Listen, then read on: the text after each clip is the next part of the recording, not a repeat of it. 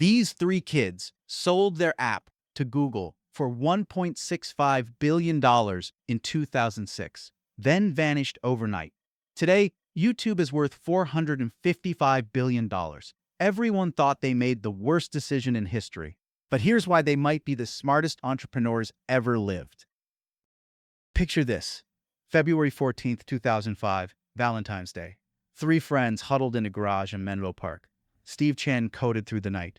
Chad Hurley sketched logos on napkins. Jawed Karim obsessed over server architecture. Their problem? They couldn't share a dinner party video. These weren't typical Silicon Valley kids. They were PayPal Mafia veterans who'd already tasted success. But at PayPal, they were soldiers. So they registered U2.com for $15. The domain that would someday generate $280 billion annually cost less than lunch. April 23, 2005. Jawed stood at the San Diego Zoo elephant exhibit. The cool thing about these guys is that they have really, really long trunks. 19 seconds of awkward video that would change the internet forever. Nobody watched it, but something was brewing. Alright, so here we are in front of the elephants. Cool thing about these guys is that they have really, really, really long trunks, and that's cool. And that's pretty much all there is to say. While Google Video demanded software downloads and competitors charged fees, YouTube just worked. Upload, share, done. By December 2005, they hit 8 million daily views. Then the bills arrived, and everything nearly collapsed. I call it the bleeding. Bandwidth costs hit $1 million per month. Credit cards maxed, savings drained. They slept in the office to save rent. Chad mortgaged his house. Steve sold his car. Jawed moved back with his parents. But that wasn't even the worst part. The lawyers circled like vultures. Universal Music sued. Viacom demanded $1 billion. Every media giant wanted blood. One morning, Steve found 37 cease and desist letters on his desk. "We're either going to be billionaires or bankrupt," he told Chad. No middle ground existed. Summer 2006 brought the breaking point. Mark Cuban publicly called them moronic. MySpace launched a rival platform. Google Video spent $100 million on marketing. The founders faced an impossible choice, but then came 7 days that would define their lives.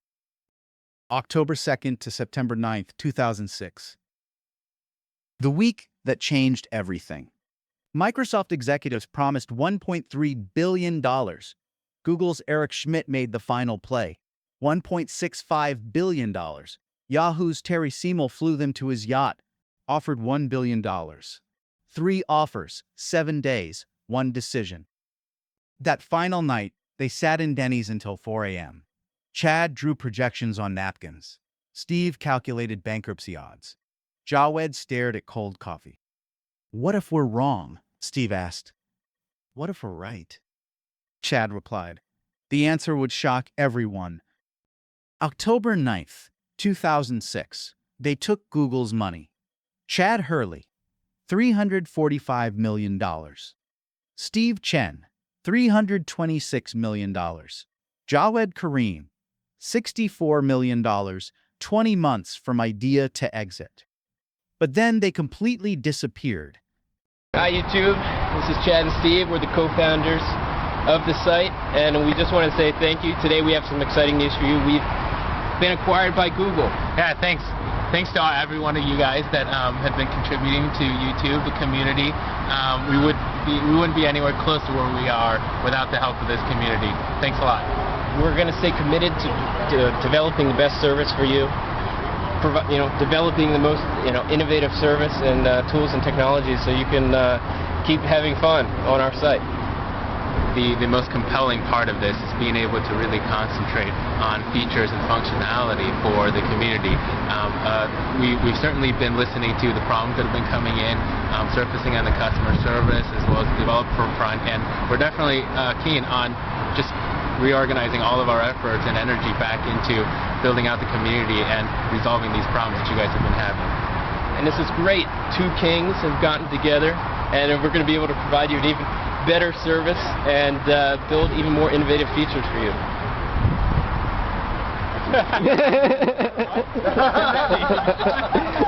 I don't know. Just keep going. Two kings. What does it mean for the user community? Get your hand off me.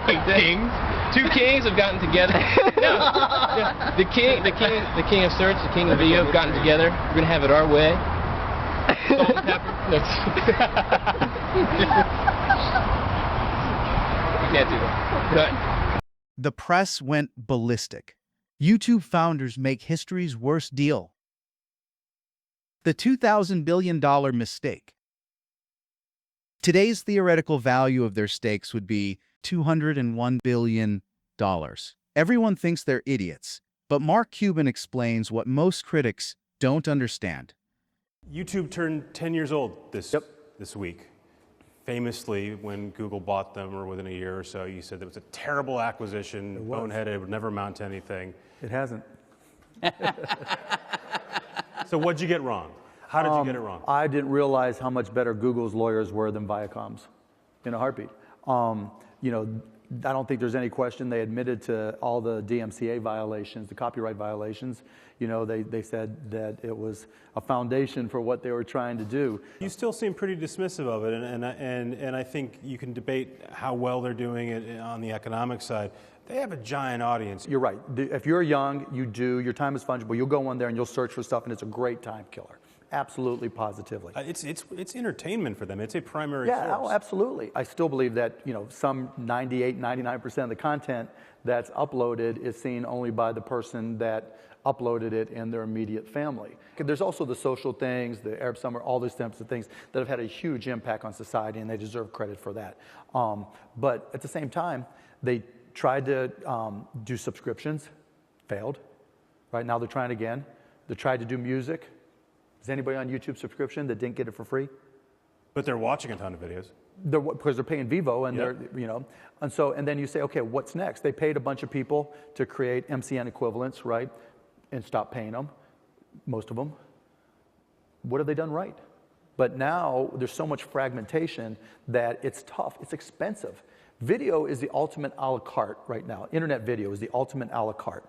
You have to pay by fight for every bit of audience you can get, unless you follow some viral trends like listicles or whatever it may be. It's not easy to attract an audience on video online. Let me switch gears here. You say the future of TV is TV. You are now a bona fide TV star. You played on TV, but you've done Dancing with the Stars before, and now you're on a hit show. I like the show. There's another nice thing I'll say on stage. What is it like being a TV star today in 2015? Not a question I thought I'd get up here. I tell you, it's not about being a TV star, because I don't look at myself that way, but the reason I do Shark Tank is very simple. It's the #1 show in all of television watched by families together. We send the message every single week that the American dream is alive and well, that it's good, it's fun, it's exciting to be an entrepreneur. What's the hardest thing about it? Managing some of the companies. I've got 12, I've invested in 30 some of them now. One has failed. One, the person is not smart enough to know she failed. I had another deal that didn't close because the husband of one of the entrepreneurs didn't think that paying taxes was constitutional and had never filed a tax return. So he may have been right, but that's no. Even if you don't believe it's going to happen, what's your nightmare scenario for cable and the breakdown in the economics there? Google and Apple do something in an app universe that blocks people from getting access to traditional content. So far, they've been good citizens. I don't know great, but good citizens. But you've got two companies that control the on-ramp to what's becoming the primary internet, mobile. And so I think in terms of all content in general, since we have to be on mobile in some manner or form, whether it's mine or piggybacking, that's a huge risk.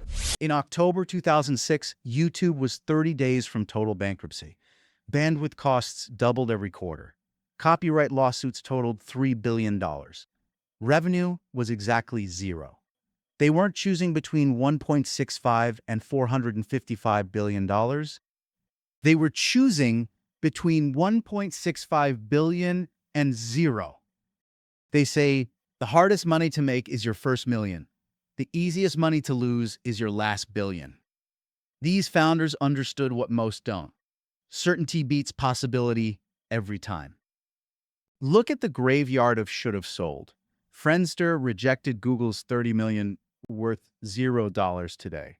Groupon turned down $6 billion, now worth $600 million.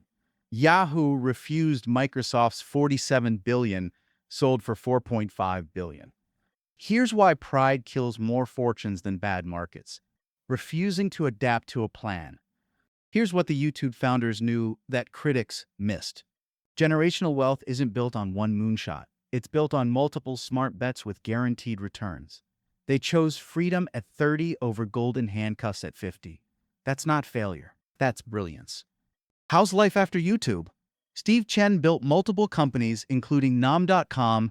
Jawed Karim became a venture capitalist backing the next generation. Chad Hurley launched Avo Systems and invested in dozens of startups. Today, those three founders are worth $2 billion combined.